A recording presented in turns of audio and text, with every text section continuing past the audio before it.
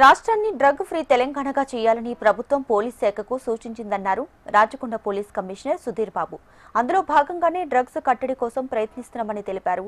ఇప్పటి వరకు రాచకొండ కమిషనరేట్లో 430 మంది డ్రగ్ పెడ్లర్లు, సరఫరాదారులు, వినియోగదారులను అరెస్ట్ చేశామని వెల్లడించారు. ఇతర రాష్ట్రాల నుండి డ్రగ్స్ ముఠాలను నడిపించే కొంతమంది నిందితులను మా బృందాలను పంపి అరెస్ట్ చేశామని తెలిపారు. తెలంగాణ రాష్ట్రాన్ని డ్రగ్ ఫ్రీ స్టేట్ గా చేయాలనే ఒక డిటర్మినేషన్ తో ప్రభుత్వం పోలీస్ శాఖకు డైరెక్షన్స్ ఇవ్వడం జరిగింది.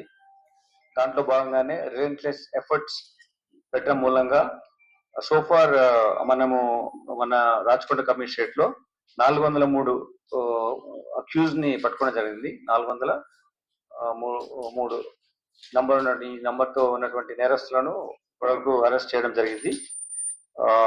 ఇందులో 148 accused are from different states.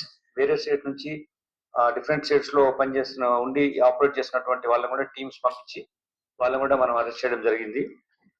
దీంట్లో ఈ ఈ రకంగా నెట్వర్క్ మనం బిల్డప్ చేసినప్పుడు డిఫరెంట్ సోర్సెస్ నుంచి ట్రాన్స్పోర్ట్ అవుతున్నవి ఇటువంటి డ్రగ్స్ కానీ లేక కాంట్రాబాండ్ ఏదైనా సరే దాని మీద ఉన్న ఇన్ఫర్మేషన్ ప్రకారం మేము